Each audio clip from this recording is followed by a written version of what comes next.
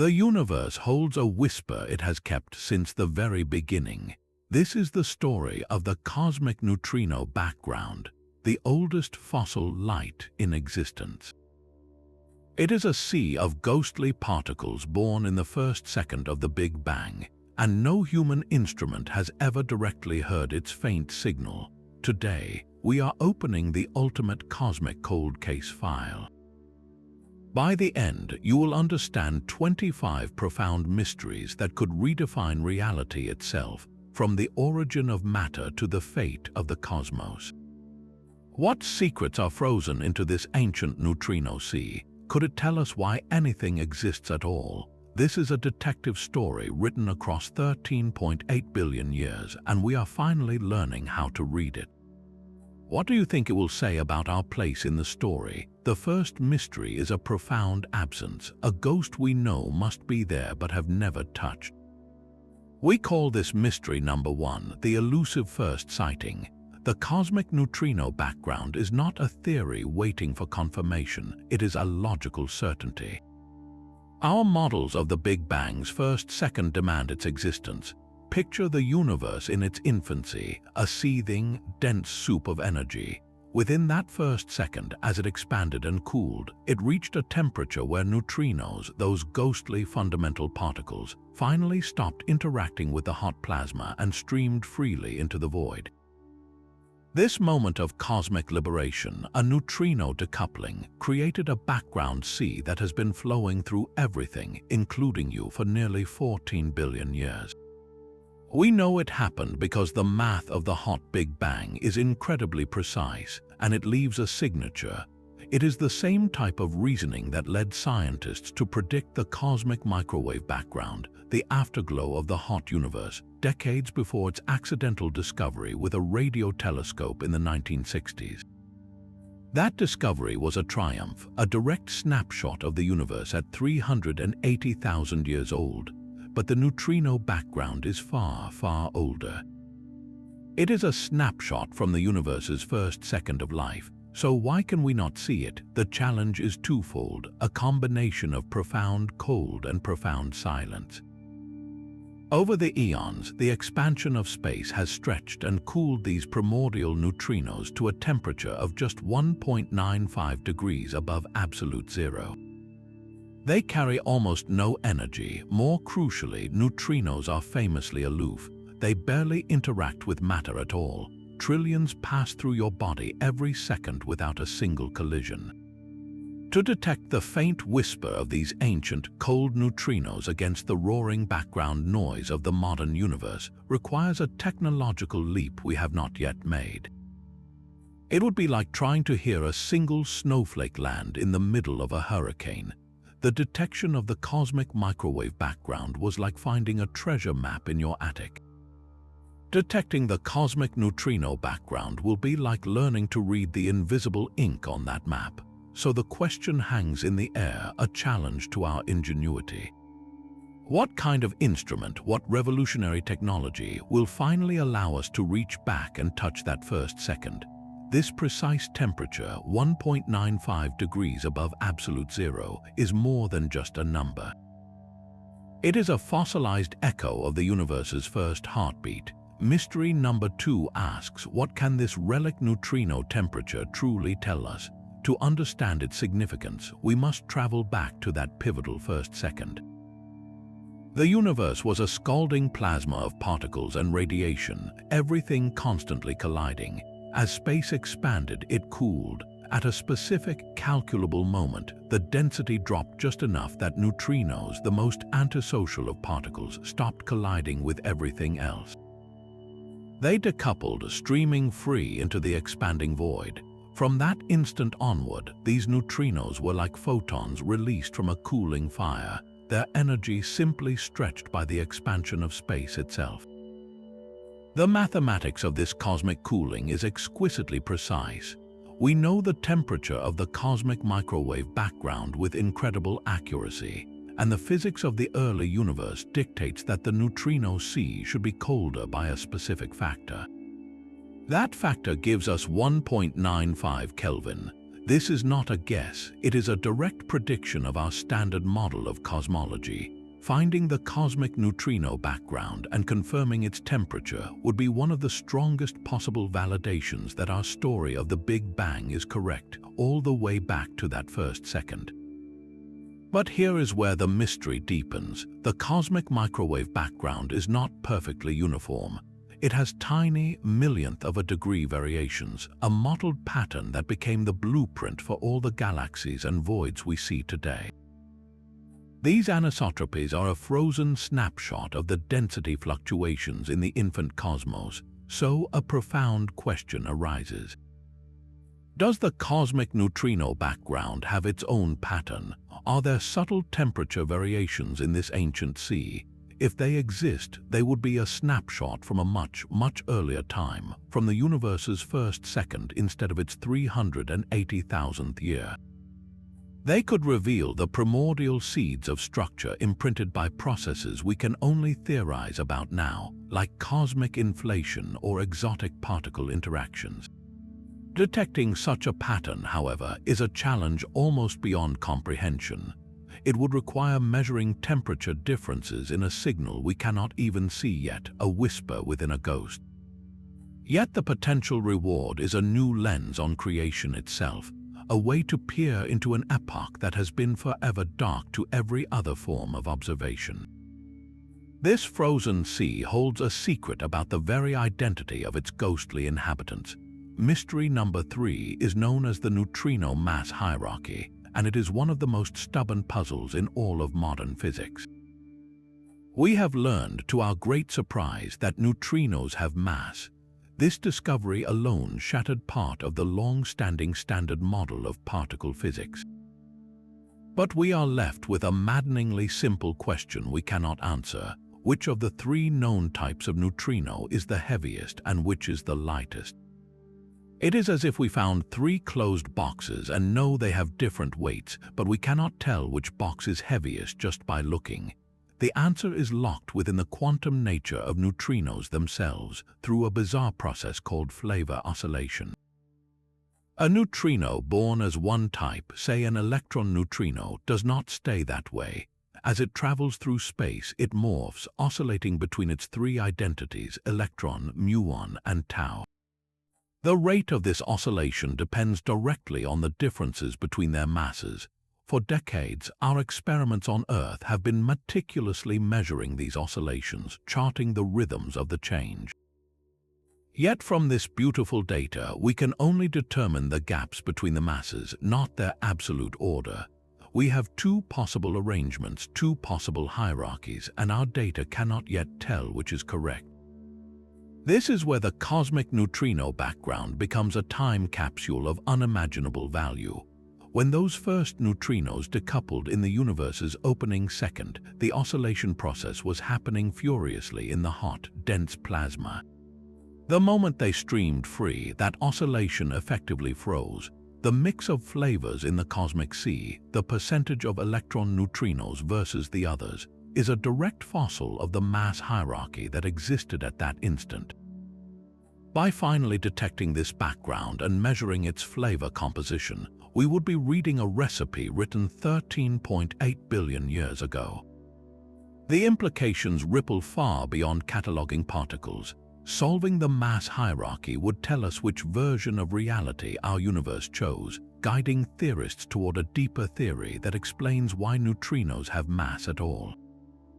It could point the way to new forces or particles that shaped the cosmos in its first moments. The cosmic neutrino background is not just a relic, it is a verdict waiting to be read on one of the most fundamental questions we can ask. That frozen recipe from the first second could rewrite the rulebook of physics. The cosmic neutrino background is not merely a fossil, it is a particle accelerator of impossible scale preserved in time. Every experiment we build on Earth, from the Large Hadron Collider to vast underground detectors, smashes particles together to glimpse the laws of nature at higher and higher energies. But there is a fundamental limit to what we can create in a tunnel. The universe in its first instance operated at energies trillions upon trillions of times greater than anything our most powerful machines will ever achieve. The neutrinos that decoupled at that moment carry within their quantum state the imprint of that unimaginable environment. Their masses, their flavors, their very existence are messages from an energy frontier we can never visit with steel and magnets. This is why the cosmic neutrino background is so tantalizing. It is our only possible window into that supreme realm. Consider one leading theory for why neutrinos have such puzzlingly tiny masses, known as the seesaw mechanism. It proposes that in the ultra-high-energy dawn of the cosmos, there existed incredibly heavy, hypothetical partner particles to our familiar neutrinos. The interaction between the heavy partners and the light neutrinos would have acted like a seesaw, pushing the masses of our known neutrinos down to the tiny values we see while the partner particles became impossibly heavy. If this theory is correct, then the specific pattern of masses we eventually measure in the cosmic neutrino background, that frozen hierarchy, is the direct fingerprint of those long-vanished heavy particles.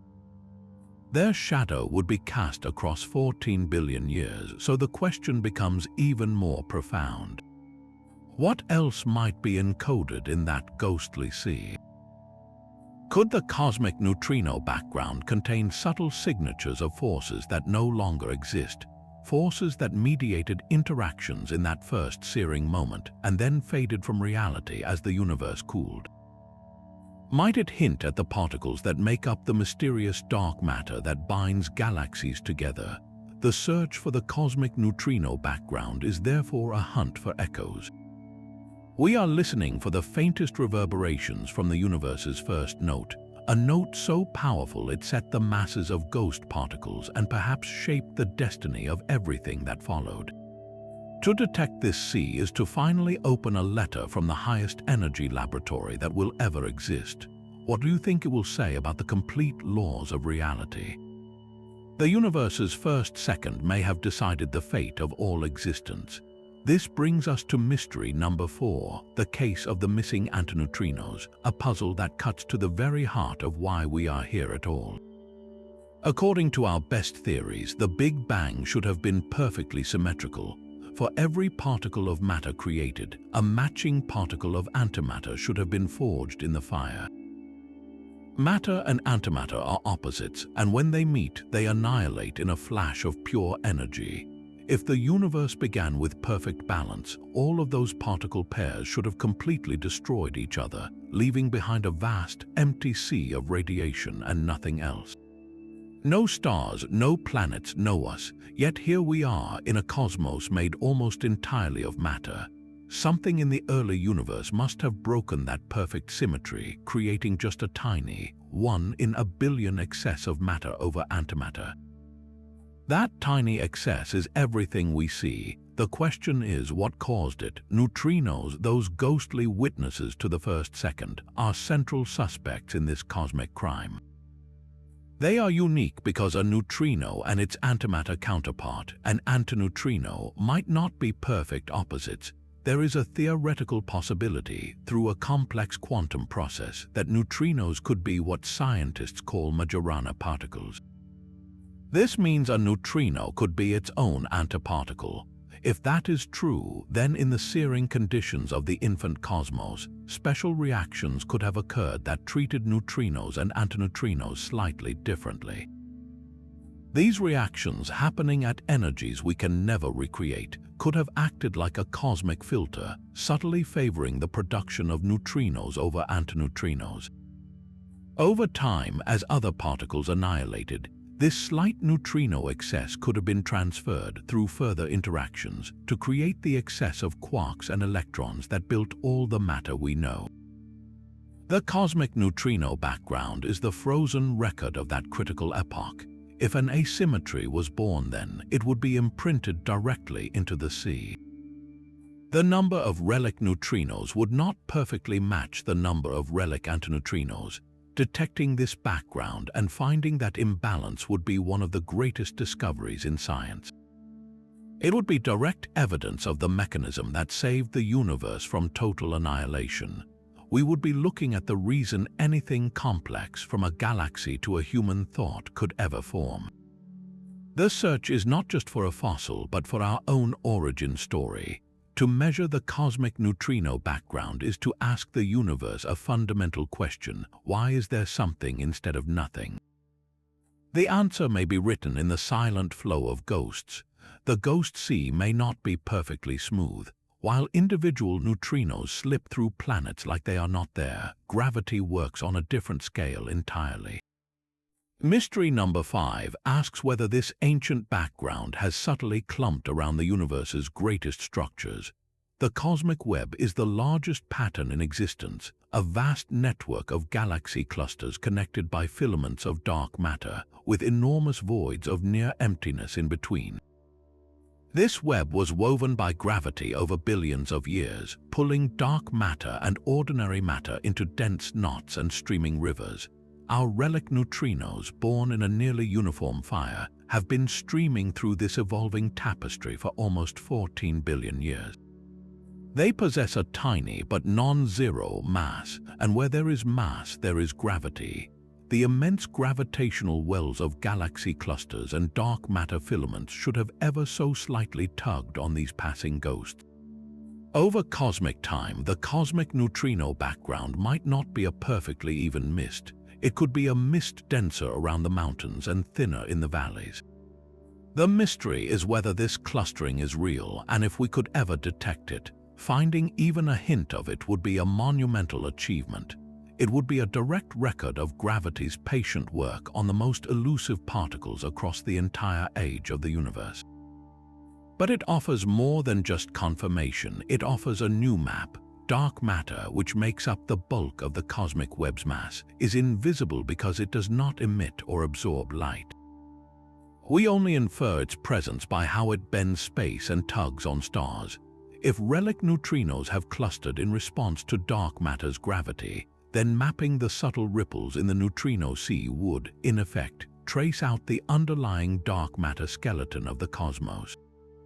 We would be using one invisible component to chart another. Imagine trying to map the ocean floor not with sonar, but by observing the faintest variations in a fog bank that has settled over the water for eons. The fog's thickness would hint at the mountains and trenches below. That is the profound promise here, a ghostly backlight to illuminate the universe's hidden architecture. The search for this clustering pushes our technology to the absolute limit, demanding not just the detection of the background, but the measurement of impossibly slight variations within it. Yet if we succeed, we gain a dual revelation, a new understanding of how neutrinos behave under gravity's long pull, and a revolutionary tool for seeing the dark framework of everything. But the gravitational pull of the cosmic web is not the only way dark matter could have left its mark on this ancient sea. A more direct and thrilling possibility exists. Mystery number 6 asks if the cosmic neutrino background could finally reveal the identity of dark matter itself. For decades, dark matter has been the ultimate ghost in the machine, an invisible substance that outweighs all normal matter 5-to-1, sculpting galaxies with its gravity but refusing to interact with light in any way we can see. Countless experiments have sought to catch a single dark matter particle passing through Earth with no definitive success. The cosmic neutrino background offers a completely different approach. Instead of waiting for dark matter to come to us, we can examine the one relic we know was present at the dawn, searching for signs that it was disturbed. Theorists propose that in the ultra-high-energy chaos of the very early universe, dark matter particles might not have been completely isolated. They could have interacted, however weakly, with the sea of neutrinos boiling around them. These interactions would have been subtle dances in the primordial fire, perhaps through a new, unknown force or a fleeting connection predicted by some particle physics models. If such scatterings occurred, they would have transferred tiny amounts of energy and momentum between the dark matter and the neutrinos. This exchange would have left a fingerprint. It could have slightly heated certain regions of the neutrino sea, or altered its distribution in a specific way, creating a faint but unique pattern of anisotropies frozen into the background. Today, if we could ever map the cosmic neutrino background with exquisite detail, we might find anomalies, ripples, or textures that do not match predictions from gravity alone. These cosmic scars would be the direct signature of dark matter's handshake with neutrinos in the first instance of time. The implications are staggering. Different types of proposed dark matter particles, from WIMP to sterile neutrinos, would create different types of imprints. A precise map of the cosmic neutrino background could act like a cosmic fingerprint database, allowing us to match the pattern we see against theoretical predictions and potentially identify the culprit. It is a long-shot investigation requiring a detection feat that seems almost magical, yet the logic is compelling. The only witnesses to dark matter's birth are the particles that were there. The cosmic neutrino background is the sole surviving witness we have any hope of ever questioning. To decode its subtle patterns is to read a police report from the scene of the universe's creation, a report that might finally name the shadow that shapes our cosmos. That fingerprint from dark matter would be a whisper from an era we can barely fathom. Yet the cosmic neutrino background promises an even deeper journey back to the very trigger of creation. This is mystery number 7, probing the inflationary epoch. To understand its power, we must first appreciate the limit of our best current map. The cosmic microwave background is our most precious relic, a detailed snapshot of the universe as it was 380,000 years after the Big Bang. It is an infant picture showing the first light shining through a cosmos that had finally become transparent. But what happened before that? What set the stage for that infant universe to look the way it did? For decades, the leading theory has been cosmic inflation, a mind-bending concept. It proposes that in the first sliver of a second, far less than a trillionth of a second, the universe underwent a burst of exponential expansion, inflating from a subatomic speck to something macroscopic almost instantly. This violent stretching would have ironed out any wrinkles, leaving the cosmos remarkably smooth and flat, while also planting the quantum seeds that would later grow into galaxies. Inflation is a compelling story, but it is a story based on indirect evidence, like the smoothness and specific patterns we see in the later cosmic microwave background. We have no direct observation from that unimaginably brief and energetic moment. The cosmic neutrino background changes the game entirely. These ghost particles decouple just 1 second after the Big Bang. While that is an eternity compared to the inflationary epoch, it is a blink of an eye on the cosmic scale. Crucially, it is far, far closer to that primordial event than the cosmic microwave background. If the violent stretching of inflation created minute ripples in the fabric of reality, those ripples would have imprinted themselves on everything in the universe, including the seething plasma of particles before neutrino decoupling. When the neutrinos finally streamed free, they would have carried a frozen record of those ripples in their distribution. The potential fluctuations in the density of the cosmic neutrino background, those subtle hills and valleys in the ghost sea, could be the direct imprint of quantum jitters from the inflationary epoch stretched to cosmic scales. Unraveling this pattern would be like finding the original mold used to cast the universe. Different models of inflation predict different statistical signatures in these fluctuations, a specific kind of cosmic fingerprint. By mapping the neutrino background's anisotropies, we could finally test which, if any, inflationary model is correct. We could move from elegant speculation to direct observation. This is the ultimate promise, to peer past the veil of the first second and glimpse the engine that started it all. The cosmic neutrino background is not just a fossil, it is a time machine. Its detection could answer the most profound question of all: what powered the Big Bang itself? That inflationary echo was frozen into place at a specific, critical instant. The decoupling of neutrinos was the moment the cosmic neutrino background was born, a cosmic photograph taken in the universe's first heartbeat. This is mystery number 8, and its precise nature remains tantalizingly blurred. We know the approximate time, about 1 second after the Big Bang. Before that moment, the universe was so hot and dense that neutrinos, despite their aloof nature, were constantly colliding with electrons, positrons, and other particles in a frenzied, opaque plasma. They were trapped, part of the churning soup, but as space expanded, it cooled, the average energy of particles dropped, and at a specific threshold, the interactions that kept neutrinos locked in suddenly became rare. The universe became transparent to them.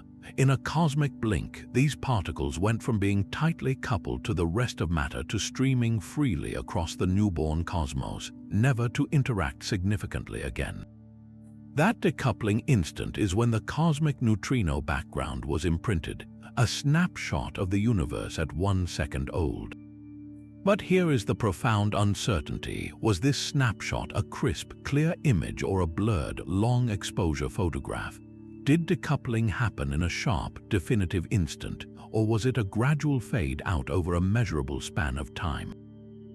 The answer hinges on a deceptively simple number, the exact rate at which neutrinos interacted with that primordial plasma at those extreme, unreachable energies. Our calculations rely on extrapolating the known laws of physics into a realm we have never directly tested. If there were unknown particles or subtle forces at play in that first second, they could have altered the interaction rates, changing the decoupling from a sudden stop to a slow dissolve. This is why the cosmic neutrino background is such a powerful probe. Its very texture, the subtle statistical properties of its distribution, holds a record of that decoupling process. A sharp, instantaneous decoupling would freeze one pattern of fluctuations into the sea. A gradual decoupling would act like a filter, smoothing out some of the finer details, leaving a different kind of imprint. By striving to detect this background and read its patterns, we are not just looking at a relic, we are conducting a forensic analysis of a 1 second old crime scene. We are asking the universe to tell us in exquisite detail about the conditions of its own infancy. The exact moment of neutrino freedom is a mystery written in ghostly ink, and deciphering it could reveal whether the universe's first second was simple and clean, or complex and filled with actors that have since vanished from the stage. That decoupling moment is a cornerstone of our cosmic story, but what if the story itself is wrong? Mystery number 9 positions the cosmic neutrino background as the ultimate judge, a final test for ideas that dare to challenge the standard Big Bang narrative. Our entire modern cosmology rests on a compelling framework, a hot, dense beginning followed by expansion, cooling, and the creation of relics like the microwave and neutrino backgrounds. It is a story that fits an enormous amount of data, yet brilliant minds have proposed alternatives, visions of reality that operate on entirely different principles. Some suggest a cyclic universe, one that expands and contracts in an endless series of big bangs and big crunches. Others imagine a bouncing cosmology, where a previous universe collapsed to a point and then rebounded into our own expansion. These are not mere fantasies, they are mathematical models attempting to solve deep puzzles the standard model leaves open. And each of these alternative histories makes a definitive prediction about the cosmic neutrino background. In a cyclic or bouncing model, the universe does not have a singular, hot beginning in the way we traditionally imagine. The processes that create relic neutrinos could be dramatically different. The sea we predict might not exist at all, or it might exist with a completely different character. Its temperature could be far colder or warmer than 1.95 Kelvin. Its spectrum, the distribution of energies among the neutrinos, might bear the scars of a previous cosmic phase, a bruise from the bounce or the crunch. This transforms the search from a simple confirmation into a high-stakes trial. successfully detecting the cosmic neutrino background and finding it matches the precise, cold temperature predicted by the standard hot Big Bang would be a monumental victory. It would shut the door firmly on a wide range of alternative models, reinforcing our current story as the only one that fits all the evidence, but the opposite outcome would be even more electrifying. Imagine if we finally detect the background only to find its temperature is wrong or its spectrum is distorted in a way the standard model cannot explain. That single measurement would send cosmologists back to the drawing board with a revolutionary piece of data.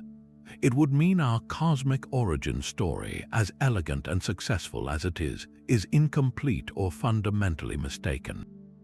The ghost sea would become a wrecking ball, shattering our most cherished narrative and forcing us to conceive of a universe with a far stranger birth. So the hunt is not just for a relic, it is for a verdict. Will the cosmic neutrino background be the final seal of approval on the Big Bang, or will it be the clue that unravels everything we think we know? A perfect ghost should have a perfect shape. The temperature of the cosmic neutrino background is just one number, but its full portrait is a curve, a precise distribution of energies across the entire sea. This is mystery number 10, the spectrum of the ancient neutrinos. According to the standard model of the hot Big Bang, these relic particles should follow what physicists call a Fermi-Dirac distribution. It is a specific, elegant mathematical curve that describes a gas of particles in perfect thermal equilibrium, frozen at the moment they stopped interacting with the cosmic fire. Think of it like the silhouette of a mountain range carved by a single, instantaneous event. That perfect shape is the prediction. Any deviation from it, any bump, dip, or asymmetry in that silhouette would be a cosmic anomaly of the highest order. It would mean the story did not end at 1 second. Something happened to the neutrino sea after it was born, during the universe's long and mysterious dark age, the vast epoch between neutrino decoupling and the release of the cosmic microwave background 380,000 years later. During that nearly 400 millennium span, the universe was a dark, expanding fog of hydrogen and helium nuclei with no stars to light it up. It is a period notoriously difficult to observe. But the neutrinos were there, streaming through it all. If some exotic event occurred in that darkness, it could have left a mark on them. One tantalizing possibility is the decay of an unknown heavy particle. Imagine a hypothetical particle, a relic from even earlier times that was unstable. Sometime during the Dark Age, it finally decayed, dumping a burst of energy into the cosmos. That energy would have primarily heated the electrons and photons, but through subtle interactions, it could have also transferred a tiny amount of warmth to the already cold neutrino sea. This would not raise its temperature dramatically, but it would distort that perfect Fermi-Dirac curve, like gently warming one side of a frozen pond and watching the ice crack in a specific pattern. Another possibility is a phase transition in the dark sector, a sudden shift in the nature of dark matter itself that released energy. Or perhaps there were interactions between dark matter and neutrinos, as we pondered earlier, that did more than just create ripples. They actually added energy, skewing the spectrum. Measuring the cosmic neutrino background spectrum is a task of unimaginable precision. We are talking about detecting the energy of individual ghost particles that have been cooled to near absolute zero, and then charting the statistical shape of billions upon billions of such detections. It seems almost absurd, yet if we could ever achieve it, a distorted spectrum would be a smoking gun. It would be direct, incontrovertible evidence that the universe's dark age was not dark and quiet at all, but alive with events we never dreamed of. That perfect frozen curve is a baseline, a signature of a simple, clean story. Any wrinkle in it is a clue, a whisper from the shadows telling us that the cosmos was busy long after the first light went out. A perfect curve could reveal an even deeper secret about our origins. We have already seen how the cosmic neutrino background might hold a clue to the matter-antimatter imbalance. But Mystery 11 takes us to the heart of a brilliant and elegant theory that could explain everything. This is the story of leptogenesis, a cosmic domino effect where an imbalance in ghosts created the world of solid matter. The theory starts with a simple but profound link. The universe we see is built from baryons, particles like protons and neutrons that make up atomic nuclei. The mystery of why there are more baryons than antibaryons is called baryogenesis. Leptogenesis proposes that this baryon asymmetry did not arise on its own. Instead, it was seeded by an earlier, more fundamental imbalance in the lepton family, the family that includes electrons and, crucially, neutrinos. Imagine a set of cosmic scales. On one side, you place all the leptons, on the other, all the antileptons. In the searing first moments, a process involving those hypothetical heavy neutrino partners we discussed earlier could have tipped the lepton side ever so slightly downward. It created a small excess of leptons over antileptons, a net lepton number for the universe. But how does an excess of lightweight particles like neutrinos and electrons translate into an excess of heavy protons and neutrons? The answer lies in a remarkable feature of the early cosmos, a set of laws called Sphaleron processes. In the extreme heat of the first instance, these processes were not picky. They could convert lepton number into baryon number and vice versa, like a cosmic currency exchange. A pre-existing lepton asymmetry would have been fed into this converter, and out would have come a corresponding baryon asymmetry. Over time, as the universe cooled, this exchange window slammed shut, locking in the baryon excess that would eventually become every star, planet, and person. The elegance is breathtaking. The same heavy particles that may explain neutrino masses could also, through their decay, have created the initial lepton asymmetry that led to all matter. It is a single, powerful engine for two of the universe's greatest puzzles, and here is where the cosmic neutrino background becomes the star witness. If leptogenesis is true, that primordial lepton asymmetry would be imprinted directly into the relic sea. The number of cosmic neutrinos would not equal the number of cosmic antineutrinos. Measuring this net lepton number in the background would be the most direct possible evidence for the entire chain of events. It would mean we are not just looking at a fossil, we are looking at the very seed from which the material world grew. The ghost sea would be the ledger where the universe's first accounting error, the beautiful mistake that made our existence possible, was permanently recorded. To detect it is to find the receipt for creation itself. That beautiful ledger of creation, however, presents a profound practical problem for modern detectives. The cosmic neutrino background is not just a fossil, it is an ever-present fog. This brings us to Mystery 12, the challenge of the cosmic neutrino background as a universal source of noise. For scientists hunting the rarest neutrino events in the universe, this ancient sea is the ultimate static. Imagine you are an astronomer trying to observe a faint, distant star. Your biggest obstacle is not the telescope, but the bright glow of the sky itself, the scattered sunlight that drowns out the weak signal. For neutrino astronomers, the cosmic neutrino background is that bright sky, a permanent, all-pervasive glow. It is isotropic, meaning it comes from every direction equally, with the same intensity here on the far side of the galaxy, or in the void between galactic clusters. Every single neutrino detector ever built, from vast tanks of water buried deep underground to cubic kilometers of clear Antarctic ice, is bathed in this silent downpour. Billions of these relic neutrinos pass through every square centimeter of your body, and every square centimeter of every detector every single second. They are the most mundane neutrinos in existence, and they are everywhere. This creates a serious complication for the hunt for the exotic. Scientists are building incredibly sensitive instruments to catch the faint whispers of neutrinos from cataclysmic events, like the core collapse of a dying star in a distant galaxy, or the hypothetical annihilation of dark matter particles at the center of our sun. These signals are incredibly rare and precious, perhaps just a handful of events per year in a detector the size of a skyscraper. But how do you distinguish that one special neutrino from a supernova from the countless trillions of ordinary, ancient ones flowing through the same volume? It is like trying to hear a single, specific voice in a stadium where every person is chanting the same note constantly. The cosmic neutrino background is an irreducible background noise, a floor below which you cannot go.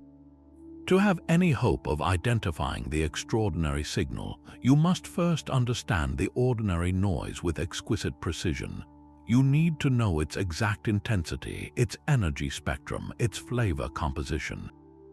Any uncertainty in our knowledge of the cosmic neutrino background translates directly into uncertainty in our ability to claim a discovery of something new. There is a deep irony here. To find the most dramatic and violent events in the modern universe, we must first achieve a perfect understanding of the quietest, coldest, and oldest particles from the dawn of time.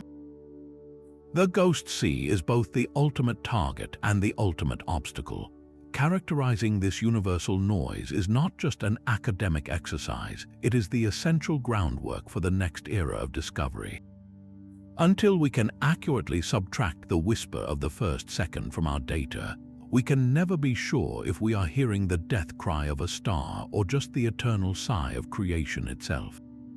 The universe's first second was a forge of unimaginable forces, not just of heat and density, but potentially of magnetism. Mystery 13 asks whether the ghostly neutrino sea was ever stirred by the cosmos's earliest magnetic fields. Neutrinos, famously neutral and aloof, carry no electric charge. A traditional magnet would not deflect them in the slightest. Yet, in the bizarre quantum realm, even neutral particles can possess a tiny magnetic personality, a property called a magnetic moment. It is like a faint, intrinsic compass needle. For neutrinos, this magnetic moment is predicted by theory to be vanishingly small, but it is not necessarily zero. If it exists even at an infinitesimal level, it opens a door to a hidden interaction. As those first neutrinos streamed free into the infant cosmos, they would have flown through a universe potentially crisscrossed by the seeds of magnetic fields. These primordial fields, theorized to have been generated by violent processes in the plasma of the first moments, would have been weak and tangled, but they were everywhere. A neutrino with a non-zero magnetic moment, acting like a minuscule magnet itself, would have felt a gentle tug from these fields. Its path would have bent ever so slightly, and more intriguingly, its quantum spin could have been influenced. Over vast distances, this could have led to a subtle polarization of the cosmic neutrino background, a preferred alignment in the spin of these ancient particles. Imagine a vast, dark ocean where every water molecule is subtly tilted in the same direction by a magnetic field frozen into the seafloor. We cannot see the water, but if we could measure that tilt, we would know the field was there. Detecting a polarization in the cosmic neutrino background would be that measurement. It would be a direct probe of magnetohydrodynamics in the universe's infancy, the chaotic dance of conducting fluids and magnetic forces that we believe helped shape the first structures. This connection is profound. The magnetic fields that now thread through galaxies and galaxy clusters, guiding cosmic rays and influencing star formation, must have originated somewhere. Their primordial roots could be imprinted on the one relic that was present at the time. Finding that imprint would do more than confirm a neutrino property. It would give us a map of the universe's first magnetic geography. We could trace how those initial fields were stretched and twisted by the expansion of space itself, understanding how the cosmic forces that build galaxies began their work. The search is for a whisper within a ghost, guided by a force that should not touch it. Yet if that whisper is found, it tells us the newborn cosmos was not just a hot soup, but a dynamic, electrified cauldron where even the most ghostly particles felt the pull of creation's invisible hand. The universe's first magnetic fields are not the only invisible actors that could have left a mark. a deeper, more elusive ghost may be hiding within the ghost sea itself. Mystery 14 asks about the fate of sterile neutrinos, a hypothetical particle that would be the ultimate cosmic recluse. We know of three types of active neutrinos: electron, muon, and tau, which at least interact via the weak nuclear force, however rarely. A sterile neutrino is a theorized fourth flavor that would take this aloofness to an extreme. It would feel no force except gravity. It would not interact with matter at all, passing through the entire Earth as if it were less than a void. Why would anyone propose such an untouchable particle? Because our experiments have seen strange flickers, anomalies that do not quite fit the three-neutrino picture. Certain radioactive decay measurements and data from nuclear reactors show unexpected bumps that could, just maybe, be explained by active neutrinos oscillating into a sterile state and back. It is a shadow on the data, a hint of a fourth actor waiting in the wings. The Cosmic Neutrino Background is the stage where this actor might have made its debut. In the unimaginable heat of the Big Bang's first second, sterile neutrinos could have been produced in vast numbers through their oscillations with the active neutrinos boiling in the plasma. If they were created, they would have decoupled even earlier than their active cousins, forming their own separate, invisible relic sea, but their influence would not be silent. The presence of additional neutrino species in the early universe acts like adding more ingredients to a pot of soup. It changes how it cooks. Specifically, it alters the expansion rate and the way energy is distributed during two key cosmic events: Big Bang nucleosynthesis, when the first atomic nuclei formed, and the release of the cosmic microwave background hundreds of thousands of years later. Cosmologists measure this effect with a parameter called NEFF, the effective number of neutrino species. Our exquisite measurements of the cosmic microwave background and the primordial abundances of light elements like helium and deuterium give us a very precise value for NEFF. That number is incredibly close to 3, the count of the active neutrinos we know, but it is not exactly 3. There is a tiny, tantalizing gap, a space where something extra could fit. Could that something be the gravitational whisper of sterile neutrinos, frozen into the fabric of the cosmos from its very first instant? If sterile neutrinos mixed with the active ones in the dawn of time, they would have left a specific signature in the cosmic neutrino background's flavor composition and energy spectrum, a subtle distortion. Detecting that distortion would be the ultimate proof. It would solve two mysteries at once, explaining the particle physics anomalies on Earth and the cosmological hint from the sky. We would discover that the universe contains a fundamental particle that communicates only through gravity, a direct bridge between the quantum world and the geometry of space-time itself. The hunt for this ghost within the ghost is a perfect example of cosmic detective work, where a clue in a lab on Earth points to a hidden truth inscribed across the entire universe. That sterile neutrino sea would be an invisible layer beneath the visible cosmos, but to truly understand the universe's infancy, we need to compare its baby pictures. This brings us to Mystery 15, a cosmic game of spot the difference between the two oldest photographs in existence, the cosmic microwave background and the cosmic neutrino background. The CMB map is famous, a mottled sky of hot and cold spots that represent tiny density variations in the 380,000-year-old universe. Those spots are the seeds of all future structure, the blueprint for galaxies. The cosmic neutrino background, however, would be a snapshot from a much earlier time, just 1 second after the Big Bang. It too should have its own pattern of anisotropies, its own hills and valleys in the ghostly sea. But the physics that shaped these two maps are profoundly different, and that difference is the key to unlocking the universe's first frantic moments.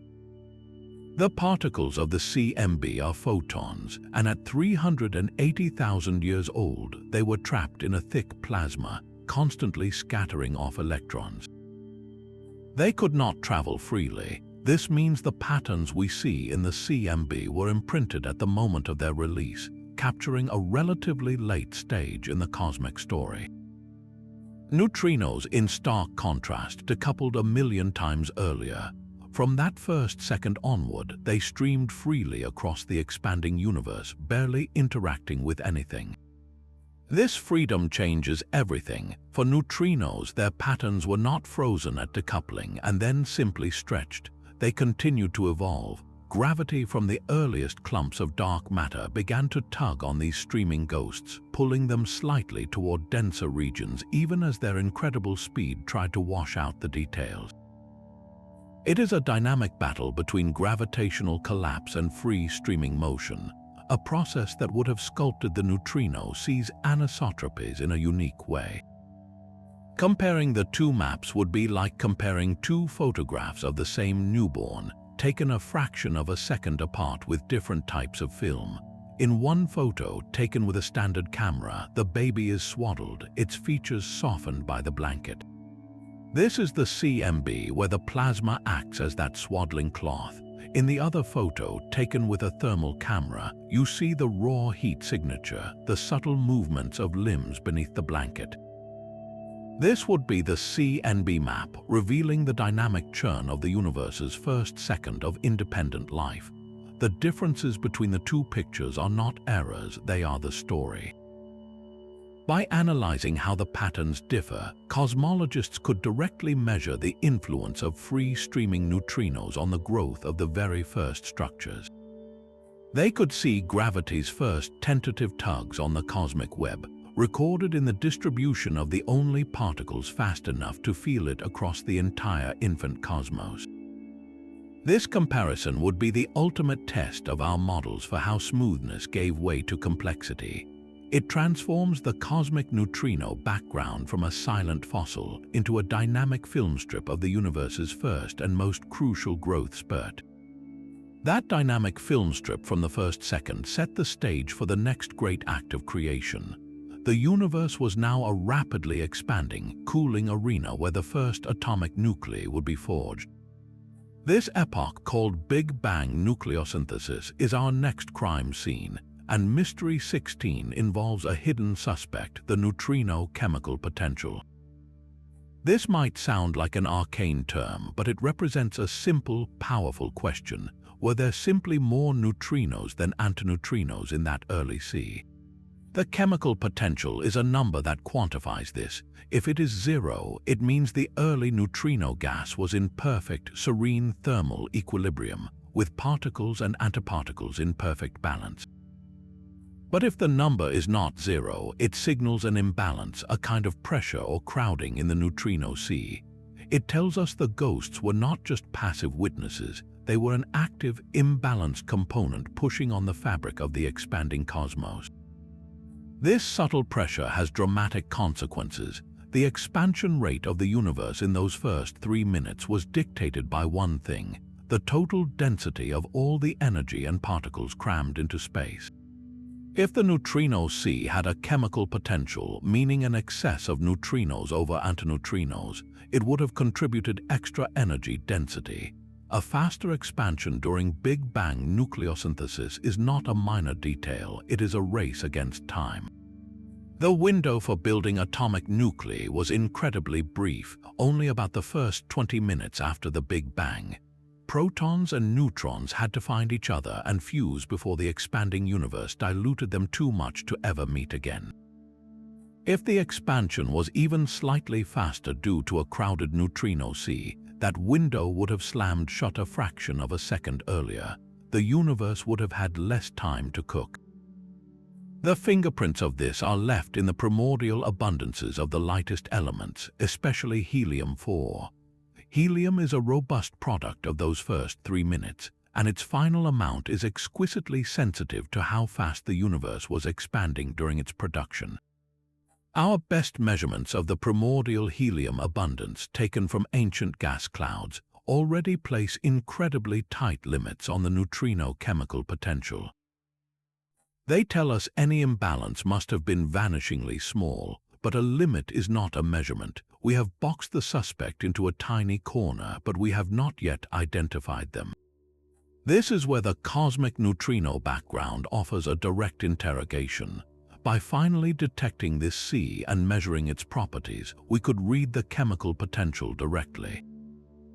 We would not have to infer it from the nuclear ashes of a cosmic furnace. We could measure the pressure in the fuel line itself. Pinpointing this number would lock in the precise conditions of the universe's first 3 minutes with a certainty we have never known. It would tell us definitively whether the neutrino sea was a calm, balanced mirror or a tilted, crowded arena that helped write the recipe for every star. The chemical potential is a single, ghostly digit that holds the key to the precise tempo of creation's most productive moment. The precise tempo of that first nuclear furnace set a cosmic metronome for all that followed. Yet today, that metronome seems to be ticking at 2 different speeds, and the resulting discord is a crisis in cosmology. Mystery 17 asks whether the ghost sea can resolve the battle over the Hubble constant. This is not an abstract debate. It is a fundamental disagreement about how fast our universe is expanding right now, with profound implications for its past and future. On one side, we have meticulous measurements from the early universe, primarily using the cosmic microwave background as a fixed ruler. These studies give us a precise but indirect value for the expansion rate. On the other side, we have direct observations of the modern cosmos, watching individual stars and supernova in nearby galaxies to measure how fast they are receding from us. These 2 methods, one looking back to the infant universe and one looking at the universe today, should converge on the same number. They do not. The values disagree by a small but stubborn amount, a discrepancy that has withstood years of rechecking and improved data. It is as if 2 identical clocks, one built at the beginning of time and one built yesterday, are ticking out of sync. This Hubble tension suggests something is missing from our standard model, perhaps a new form of dark energy, an unknown property of neutrinos, or a flaw in our understanding of gravity itself. Enter the cosmic neutrino background. This sea offers a potential third way, a completely independent measurement that could break the deadlock. How? The key is that the CNB is a standard ruler from a known epoch. We understand from first principles its properties at the moment it was created in the first second. We know its temperature, its expected spectrum, and crucially, how its subtle patterns of anisotropy should look on the sky. But those patterns, like any cosmic signal, are stretched and distorted by the expansion of the universe during their 13.8 billion-year journey to us. The expansion acts like a lens, magnifying or diluting certain features in predictable ways. By detecting the cosmic neutrino background and mapping its faint fluctuations with extreme precision, cosmologists could measure this distortion directly. It would be like finding a ruler with perfectly known markings that was forged in the first second, then measuring how much those markings appear to have stretched by the time the ruler reaches our hands. The amount of stretching gives you the expansion history, and from that, you can derive a brand new value for the Hubble constant. This measurement would be independent of both the CMB techniques and the local supernova methods.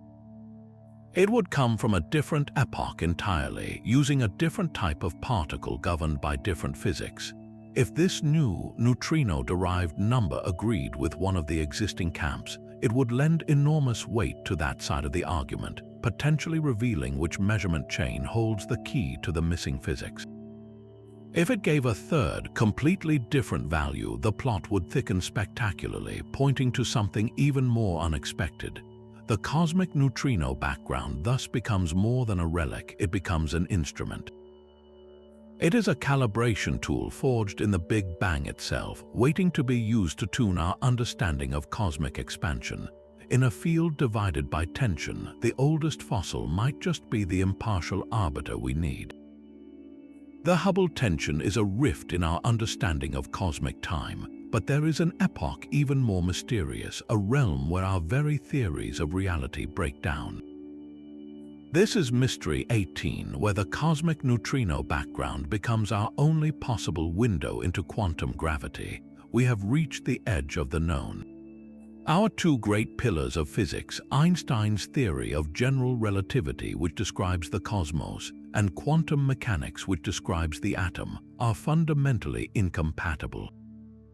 They work perfectly in their own domains, but when we try to apply them to the universe's first unimaginable fraction of a second, a period called the Planck epoch, the math produces nonsense.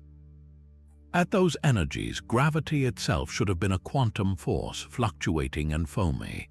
This is the domain of theories of everything, like string theory or loop quantum gravity, realms of 10 dimensions or woven spacetime. But how can we ever test these beautiful, abstract ideas? We cannot build a collider powerful enough to reach those energies. The universe, however, ran that experiment exactly once at the moment of its birth. And the cosmic neutrino background is the sole surviving data stream. These ghost particles decoupled just 1 second after the Big Bang, which is an eternity compared to the Planck epoch. But the conditions that shaped their initial state, the violent processes in that first searing moment, were dictated by the physics of that unreachable frontier. If spacetime was a churning quantum foam, or if extra dimensions were compactifying and vibrating, those processes would have imprinted a unique statistical signature on everything in the cosmos, including the neutrino sea as it formed. Think of it like this: if you throw a handful of gravel onto a still pond, the ripples will spread in a predictable, smooth pattern. That is classical physics. But if you throw that gravel onto a pond made of jiggling gelatin, a quantum foam pond, the ripples would be subtly different, with tiny kinks or statistical anomalies baked into their distribution. The cosmic neutrino background is that set of ripples. Its pattern of anisotropies, the precise map of hills and valleys in the ghost sea, could contain statistical fingerprints of a granular or multidimensional spacetime. Certain theories predict specific types of non-Gaussianity, a technical term meaning the fluctuations would not follow a perfectly random bell curve, but would have subtle correlations or shapes that betray their violent quantum gravitational origin. Searching for these fingerprints is the longest of long shots, requiring a detection of such fidelity it seems like science fiction, yet the logic is inescapable. If we ever want to empirically probe the first moment of time, we must look at the relics that were there. The cosmic microwave background comes from hundreds of thousands of years later, far too late. Only the neutrino background carries information from a time close enough to that primordial frontier to possibly bear its scars. It is a message in a bottle from the shore of quantum gravity, waiting on a beach of near absolute zero. To read it would be to finally glimpse the rules that wrote all other rules, to see the fabric of reality not as a smooth continuum, but as the intricate, woven thing it truly is at the foundation of everything. That message from quantum gravity is written in ink we have not yet learned to see. To read it, we must build a new kind of eye, an instrument of impossible sensitivity designed to catch the universe's oldest ghosts. This is Mystery 19, the audacious engineering of detection, where cosmic archaeology meets the bleeding edge of human ingenuity. The most promising path forward is not to wait for a relic neutrino to bump into something, but to trick it into giving up its energy in a controlled, measurable way. Leading this charge is a concept known as the Ptolemy Project. Its strategy is breathtakingly simple in theory and monumentally difficult in practice. It aims to use a rare nuclear process called neutrino capture. The idea is to take a target material made of a specific radioactive isotope like tritium, a heavy form of hydrogen. A relic neutrino, with its precisely known minuscule energy, could strike a nucleus in this target and be absorbed. This capture would trigger the decay of that nucleus, converting it into a new element and releasing an electron with a very specific, telltale amount of energy. It is like setting a trap with a lock that only one specific key can open. The key is the exact energy of a 13.8 billion-year-old neutrino. If an electron appears with that exact energy, it is the smoking gun, a direct fingerprint of a capture event. The scale of the challenge is what defines it. The detector would need to be exquisitely quiet, shielded from all cosmic rays and natural radioactivity deep underground. It would need to be exquisitely precise, able to measure electron energies with a resolution finer than a billionth of what a standard light bulb puts out. And it would need to be exquisitely patient. In a detector containing a ton of target material, scientists estimate they might see just one, maybe two of these capture events per year. They are preparing to search for a single, specific snowflake in an eternal, global blizzard. Beyond Ptolemy's elegant capture method, other wild ideas are on the drawing board. Some propose using supercooled, ultra-pure crystals where relic neutrinos might scatter coherently off the entire lattice of atoms, creating a minuscule vibration or a tiny flash of heat.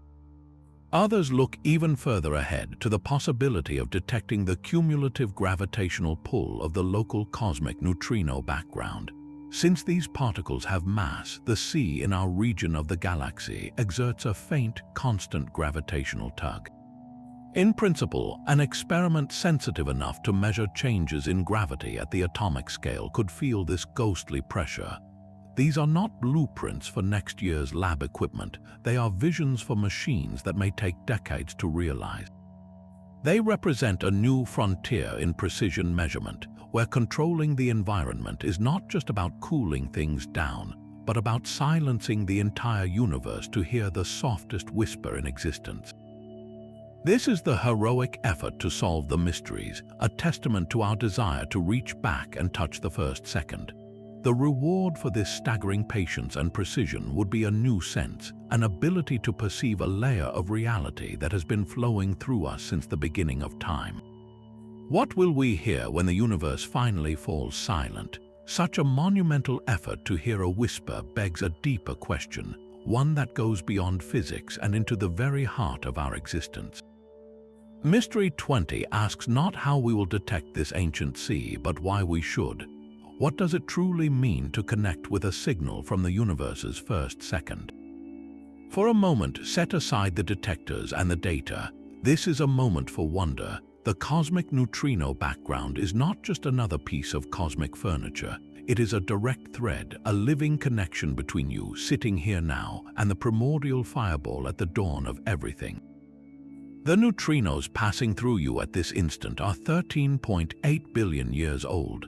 They are the same particles that witnessed the forging of the first atomic nuclei, that felt the pull of the first gravitational wells. To finally detect them is to close a cosmic circuit, to complete a handshake with creation itself.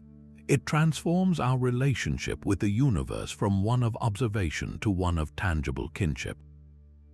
We are not just looking at a distant past, we are interacting with it, capturing a piece of that history in a bottle. Philosophically, it grounds our story in something more than theory.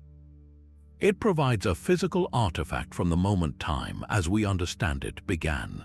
This pursuit, however, is astronomically difficult and expensive. It demands resources, ingenuity, and patience on a scale that can seem abstract when weighed against more immediate human needs. The ethical consideration is valid and important, yet the drive to understand our origins is not a frivolous luxury. It is a fundamental part of what makes us human. We are a species that tells stories about where we came from campfire tales to sacred texts. The cosmic neutrino background is the ultimate origin story written in the language of physics. Seeking it is an extension of that innate curiosity, a desire to know our place in the grand narrative. Furthermore, the history of science shows that the journey to answer a profound question often yields gifts far beyond the answer itself. The quest to detect this ghostly sea is pushing the boundaries of material science, cryogenics, quantum sensing, and data processing. It demands the invention of technologies that do not yet exist. Consider the development of the World Wide Web at CERN, born from the need to share particle physics data. That was a spin-off from a similarly abstract quest to understand fundamental particles. The technological revolutions required to finally touch the cosmic neutrino background could be just as transformative, birthing new tools for medicine, computing, and communication that we cannot yet envision. We are not just building a detector, we are building a new kind of sensitivity to the universe. The value lies not only in the whisper we hope to hear, but in learning how to listen. The clock is already ticking on the next great leap in our cosmic perception. A realistic timeline for detecting the cosmic neutrino background stretches across decades, not years, a testament to the staggering difficulty of the task. Right now, in laboratories around the world, we are in the essential research and development phase. Scientists are not building the final detector, they are inventing the tools that will make it possible. This involves creating new, ultra-pure materials that emit virtually no background radiation, perfecting cryogenic systems that can maintain temperatures within 1/1000th of a degree above absolute zero for years, and developing sensors so sensitive they can count single electrons with near-perfect energy resolution. It is like the early days of rocketry, where every component from the fuel to the guidance system had to be conceived and tested from scratch. The goal for the 2030s is to move from pure research to constructing pathfinder experiments. These will not detect the cosmic neutrino background itself, but they will prove the core technologies work at the required scale. Projects like Ptolemy aim to build small-scale demonstrators, perhaps using a few grams of target material, to show that neutrino capture can be measured in a controlled environment, free from overwhelming noise. Success here would be a watershed moment, proving the fundamental physics is sound and the dream is technically feasible. This sets the stage for the mid-century ambition, a full-scale, multi-ton detector operating in a deep underground facility, likely built through a global consortium akin to CERN or the International Space Station. The challenges are not just technical, they are human. A project of this scale requires a sustained financial commitment from multiple nations, a political and scientific will to fund a moonshot where the payoff is a whisper from the void. It demands unprecedented international collaboration, sharing expertise and resources with a unified goal that transcends borders. The cosmic neutrino background does not belong to any one country. It is the heritage of our species, and capturing it will be a triumph of our collective curiosity. Framed against the recent milestones in astronomy, this is the logical next frontier. The detection of gravitational waves opened our ears to the universe's violent collisions. The first image of a black hole's shadow gave us eyes for the most extreme gravity. Detecting the cosmic neutrino background would give us a new, primordial sense of touch, a way to feel the fabric of the universe as it was in its first breath. If the current pace holds, a definitive, unambiguous detection could be within our grasp by the century's midpoint. That means a child born today could live to see the announcement, to witness humanity finally make contact with the oldest thing in existence. The timeline is long, but the destination is a new chapter in the story of everything. That projected detection in the coming decades relies on a crucial guide, a map drawn not by telescopes but by the raw power of computation. Before we can hope to find the cosmic neutrino background in reality, we must first learn to see it in theory. This is Mystery 22, the art of simulating the ghost sea. In vast, climate-controlled server halls around the world, supercomputers are running the ultimate cosmic film in reverse. They start with our best knowledge of the laws of physics and the initial conditions of the Big Bang, then press play, simulating the evolution of the entire universe over billions of years. These are not simple animations, they are staggeringly complex mathematical models that track trillions of particles representing dark matter, gas, stars, and crucially, neutrinos. The goal is to create a digital twin of our cosmos, complete with its oldest, most elusive component. The visualizations that emerge from these calculations are breathtaking. They show the universe not as a collection of bright galaxies, but as a dynamic landscape of gravitational potential, a cosmic terrain of hills and valleys. And flowing through this terrain like an ethereal, superfluid wind is the simulated cosmic neutrino background. You can watch it stream from the voids, those vast empty regions, and slosh around the dense knots of dark matter that will become galaxy clusters. It behaves unlike anything else, a substance with such minuscule mass and such incredible speed that it resists being trapped by gravity's pull, instead forming vast, diffuse halos around every cosmic structure. These digital ghosts help us understand a key cosmic battle, the tension between gravity's relentless pull and the neutrinos' desperate speed. In the simulations, we see how the heaviest clusters manage to gather a slightly denser cloud of relic neutrinos around them, a ghostly atmosphere, while smaller galaxies might have only a faint, barely perceptible neutrino haze. This is more than a beautiful movie. It is a vital training manual for future observers. By running thousands of these simulations with slightly different parameters, varying the masses of the neutrinos or the strength of their possible interactions, theorists can generate a library of possible outcomes. Each variation leaves a distinct fingerprint on the simulated neutrino sea, altering how it clusters, its temperature distribution, and its subtle patterns on the sky. These digital fingerprints become the testable predictions. When a real detector finally picks up a signal, scientists will compare its properties, the statistical quirks and clustering measurements, against this vast library of simulated universes.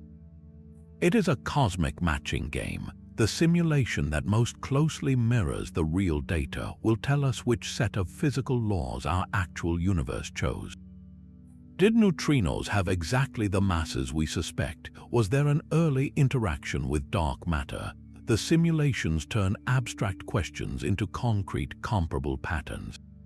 This digital universe is therefore our indispensable scout, venturing into the theoretical landscape of the first second and returning with detailed maps. It tells us not just that the cosmic neutrino background exists, but precisely what its face should look like after 14 billion years of cosmic evolution. We are learning the language of the ghosts before they even speak, ensuring that when their whisper finally reaches our instruments, we will be ready to understand every word. Those digital simulations are training our eyes to see a story that is still unfolding all around us. The cosmic neutrino background is the ancient, silent prologue to a vibrant modern saga, the field of neutrino astrophysics. This is Mystery 23, where we connect the primordial ghost sea to its living, dynamic descendants. Every second, your body is pierced by neutrinos not just from the Big Bang, but from our own sun, from cosmic rays striking the atmosphere, and from distant cataclysms across the galaxy. These are not relics, they are messengers carrying news of the universe's most violent and energetic events in near real time. And by studying these modern neutrinos, we are learning the language we will need to finally understand the ancient ones. Take our sun. For decades, detectors buried deep underground have been counting solar neutrinos, particles born in the nuclear fusion reactions at the sun's core. This was not just an exercise in counting, it was a fundamental test of stellar physics and of the neutrino itself. The famous solar neutrino problem, where early detectors found fewer neutrinos than predicted, was not an error in our solar models. It was the first major clue that neutrinos could oscillate, changing flavor as they travel. Solving that mystery by building better detectors taught us the precise parameters of those oscillations, the very same parameters that dictate the flavor composition frozen into the cosmic neutrino background. The sun was our first neutrino laboratory, calibrating our expectations for the ghosts of the past. Then came a cosmic thunderclap. In 1987, a star exploded in a nearby galaxy, becoming supernova 1987A. For a few fleeting seconds, underground detectors on Earth registered a handful of neutrinos. That tiny burst was monumental. It confirmed that the cataclysmic collapse of a stellar core truly does release a vast pulse of neutrinos, just as theory predicted. Those few precious particles gave us a direct taste of the physics of a supernova, the behavior of neutrinos under conditions of unimaginable density and pressure. This information is priceless. It helps us model how neutrinos behave when they are not cold and free, but hot and trapped, refining the very physics we use to simulate their journey from the first second to today. Every modern neutrino, from a supernova or a cosmic ray air shower, is a data point, helping us pin down the properties, the cross-sections, and the behaviors of these particles with ever greater precision. And every refinement in our understanding of the modern neutrino sharpens the theoretical picture of the ancient one. It tells us exactly what kind of ghost we are looking for. We are now entering a revolutionary era known as multi-messenger astronomy. It is no longer about seeing the universe with just light. We are learning to hear it with gravitational waves and to feel it with neutrinos. When a neutron-star collision was detected through both gravitational waves and light in 2017, it marked the dawn of this new age. The next great step is to add the neutrino channel to this symphony. Imagine a supernova explodes in the Milky Way. First, a burst of neutrinos races out, arriving at our detectors minutes or hours before the light because they escape directly from the collapsing core. Then the light from the explosion floods telescopes. Finally, if the event is violent enough, space-time ripples with gravitational waves. By combining all three signals, neutrinos, light, and gravity, we get a complete three-dimensional autopsy of the event. The neutrinos tell us about the inner engine, the light reveals the ejected material, and the gravitational waves chart the dynamics of the massive objects involved. Each messenger cross-checks and enriches the others. This multi-messenger approach is the ultimate training ground for cosmic neutrino background hunters.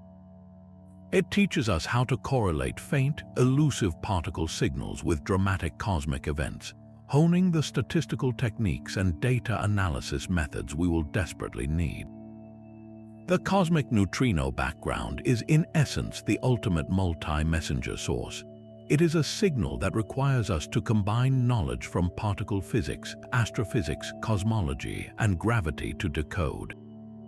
The story that began with a silent sea in the first second is being written today by neutrinos from dying stars and colliding black holes. By learning to read these modern chapters with perfect clarity, we prepare ourselves to finally decipher the opening sentence of the book of the universe. The ancient ghosts and the modern messengers are part of the same eternal conversation, and we are just beginning to listen. That conversation between ancient and modern neutrinos gives us the language, but to understand the society they come from, we need a head count. The cosmic neutrino background is at its most fundamental level a cosmic census. This is Mystery 24, the ultimate demographic survey of the universe, taken in its first second of life and preserved forever. The number it provides is staggering and absolute. For every cubic centimeter of space in the vast voids between galaxies and within the heart of our own planet, there are roughly 339 relic neutrinos from the Big Bang. This count is not an estimate, it is a direct prediction from the temperature of the background. It is as fundamental a property of our cosmos as the speed of light. Think of it like this: a nation might take a census at its founding, counting every citizen present at that defining moment. That number becomes a baseline, a piece of immutable history against which all future growth is measured. The cosmic neutrino background is that founding census.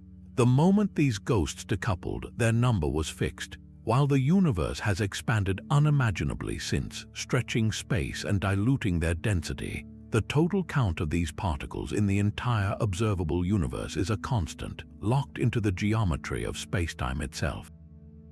This number is not just trivia, it is a critical entry in the universe's ledger of mass and energy. We know from Einstein that mass and energy are equivalent.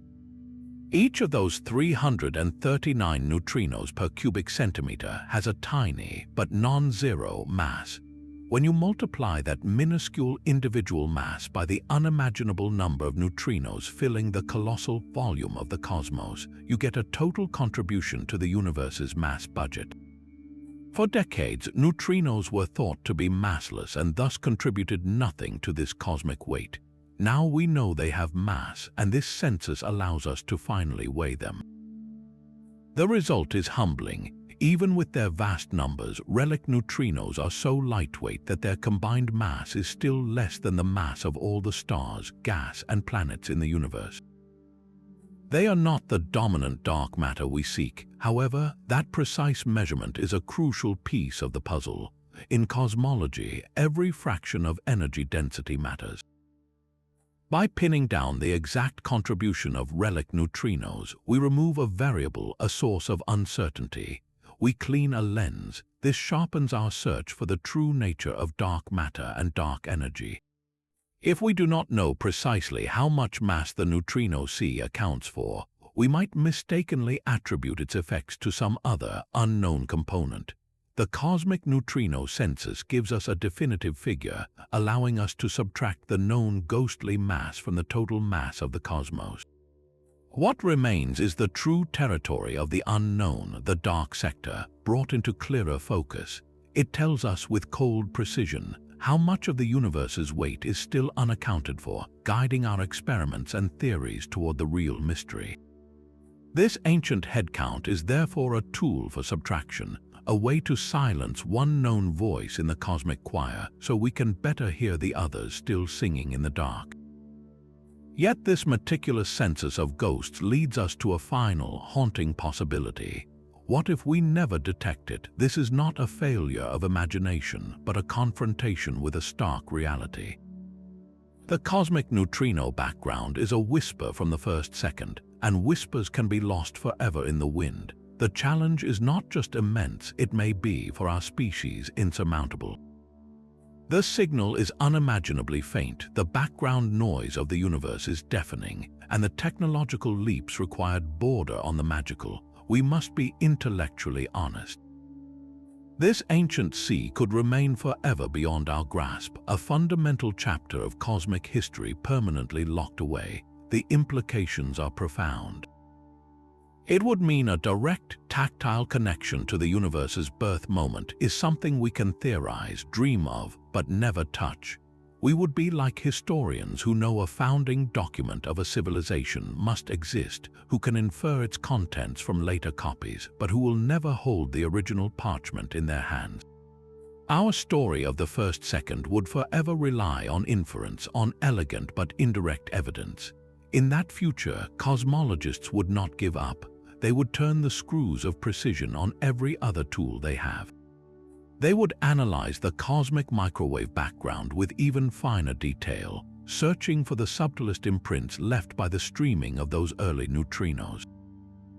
They would map the large-scale structure of galaxies with exquisite accuracy, measuring how the gravitational pull of the unseen neutrino sea has shaped the cosmic web over billions of years. It would be a detective story where the culprit never appears in court, only their shadow on a security camera, their fingerprint on a doorknob. The entire quest would become an exercise in exquisite forensics, building an ever stronger circumstantial case for a defendant that can never take the stand. This final mystery underscores the thrilling, high-stakes gamble at the heart of this entire scientific endeavor. We are investing decades, resources, and brilliant minds in the hope of hearing a single, ancient word. The potential reward is a rewriting of our origin story. The risk is that the universe keeps its oldest secret forever, but even in that silence, the pursuit itself transforms us. It pushes our ingenuity to its absolute limit, it forges new technologies, and it refines our questions to a razor's edge. The cosmic neutrino background, whether we ever touch it or not, has already begun to change how we see our place in the story. It has taught us to listen for whispers, to search for ghosts, and to understand that the most important truths are often written in ink we cannot yet see. The silence of that first second may yet be broken. Our journey through 25 cosmic mysteries has traced a single, ghostly thread from the quantum foam of the Big Bang to the vast architecture of galaxies. The cosmic neutrino background is the ultimate connective tissue. linking the smallest questions of particle identity to the largest structures in the sky. It promises a revolution not in one field, but in all of them at once, weaving together cosmology and quantum physics into a complete story of existence. From the mystery of its own detection to the profound clues it holds about dark matter, matter's origin, and the universe's first magnetic fields, this ancient sea is a universal key. It could calibrate the expansion of the cosmos, judge our theories of inflation, and perhaps even carry scars from the epoch of quantum gravity itself. Every mystery solved by touching this relic would unlock a dozen more, propelling our understanding forward in a cascade of discovery. This is not merely about adding a new piece to the puzzle, it is about finding the corner piece that shows us how the entire picture fits together. The hunt for the cosmic neutrino background represents the pinnacle of human curiosity, a multi-generational effort to hear the faintest echo of creation itself. It asks us to build instruments of impossible sensitivity and to sustain a vision that spans decades. You can be part of this story. Follow the painstaking progress of projects like Ptolemy as they move from blueprint to reality. Stay curious about the universe's deepest secrets, for they are our secrets too, and take a moment to appreciate the sheer ingenuity, the collective determination of thousands of minds working to turn a theoretical whisper into a tangible signal. When that signal finally arrives, it will not just belong to scientists, it will belong to everyone who ever looked up at the night sky and wondered where it all began. The universe spoke its first words into a sea of ghosts. We are now learning how to listen.